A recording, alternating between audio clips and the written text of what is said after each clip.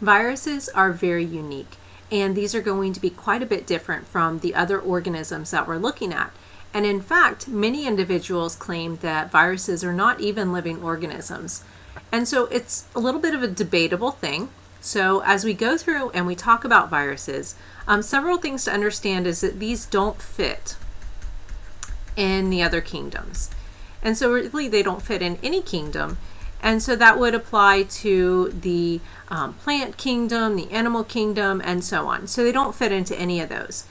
And these are going to really, if we talk about what they're composed of, these are just bits and pieces of some nucleic acid. And by nucleic acid, this could be DNA or RNA, and also some protein. So we have a collection of some molecules together, but what we're lacking is that overall cell structure. So we don't have a membrane there, we don't have organelles there or ribosomes there, and because we're lacking all of those things, these are going to require a host organism or a host cell. And they need that host to supply the organelles and all of that other machinery that they're going to need to actually replicate. So because of all of this, they are just a bit of an oddity. They're not going to be considered prokaryotic organisms or eukaryotic organisms because, again, they don't have cells whatsoever. So as we go through and we start to talk about them a little bit more, first off, it took a long time for them to actually even identify viruses as existing because they were so small. And they only started to realize that they existed once they noticed that there was something that was being passed through these filters that they knew were very tiny and would not allow bacteria to get through. So first off, if you look at this picture here, we've got various spheres that are representing different organisms and different things. And the viruses are the very smallest ones that you see on here. And if you can see them, they're represented by just a tiny little red dot. And so they are extremely small and much, much more smaller than the bacteria would be. So if you look at the bacteria are the purple sphere, and viruses are going to be approximately 100 times smaller than bacteria. And we tend to think of bacteria as being so super tiny.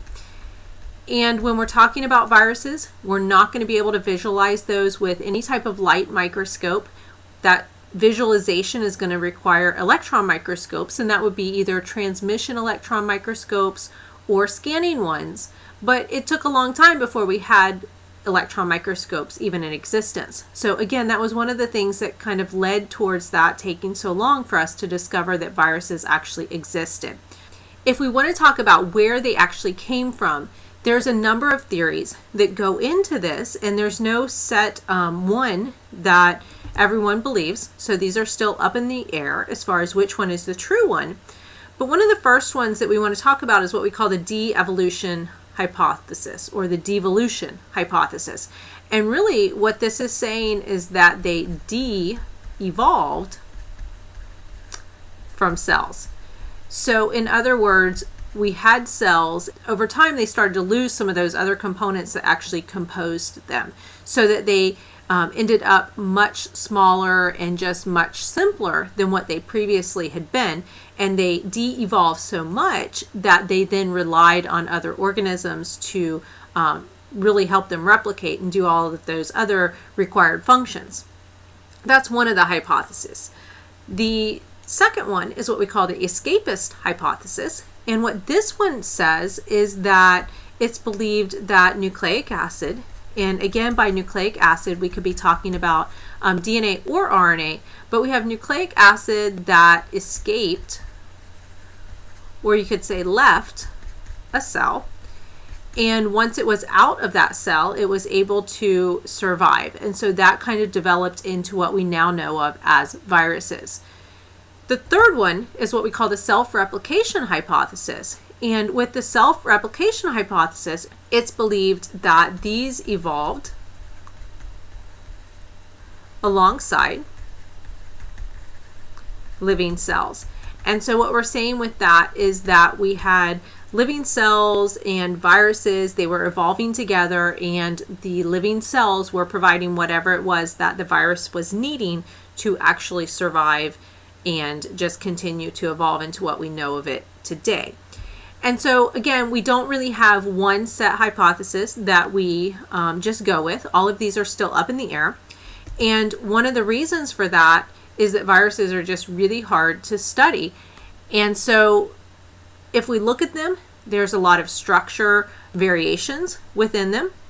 So as far as some of the main things that we have about their structure, first of all, they are acellular.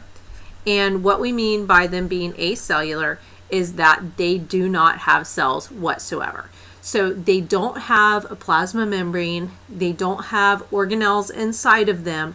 They're lacking all of those components that we typically think of as being necessary for an organism to actually be alive. In addition to this, they're going to have nucleic acid.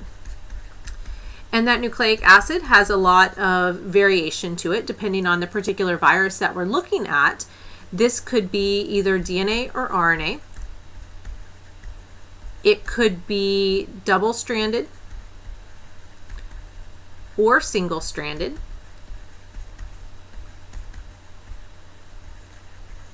The shape can vary. This could be linear. It could be circular nucleic acid. So either one of those is possible. Other things is that there can be multiple pieces. So sometimes it's one large piece.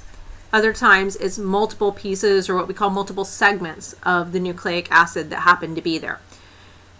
Other things is that we tend to have an outer coating, and that outer coating is a protein coat. And this outer coating, or this protein coat, this is what we refer to as the capsid. So one way that a lot of people like to describe viruses is they say it's a nucleic acid core with a protein coat. And that's a pretty good description. If we just kind of boil it down to the basics of it, is it's nucleic acid with protein around the outside. That outer coating can be made up of smaller subunits. The subunits have a name, and we call those capsomeres. So we would find those within the capsid itself. We can also have an outer envelope. Now this is something that's going to be optional. And so the outer envelope, this is basically membrane material that happens to be there. And so that would be around the outside of the capsid. And there may or may not be some other proteins that are associated with it. The main thing that all of them have in common is that they are going to have some nucleic acid, and they're not going to have cells to them, and they're going to have protein of some sort there. That's the basics of the viruses. Now, as I mentioned, they do vary quite a bit. So we can classify their structures or their morphologies. This would be the shape of them in a number of ways. We have some that we call filamentous. The filamentous are just like you see here. They are kind of a rod shape. And this would include things like TMV, which is tobacco mosaic virus. That's a very common virus that we have in plants. We also have ones that are called isometric, and this is the same thing as calling one icosahedral. As you can see, we've got one there. So this is rather spherical. The enveloped ones, the difference here, so if I just write on here, this is spherical. And then the enveloped one is also going to be spherical, but the difference here is it's spherical with the membrane or the envelope on there. So from the pictures, it's hard to see a real difference between them, but it is a structural difference in whether or not there's membrane or an envelope there around the capsid proteins. And then the last one is what we call a head and a tail. And this is something that we're going to see in what we call bacteriophages, which are viruses that infect bacteria. And I think you can see it here. You've got this little structure, which is the head. And then we see this longer part coming out of it, and that's the tail. So these look quite a bit different from these other ones that we've seen above. In all cases, these are not cells. They have nucleic acid on the inside. They have that coat of protein on them, and then they may or may not have the envelope, and really the envelope one in this case is going to be number 3.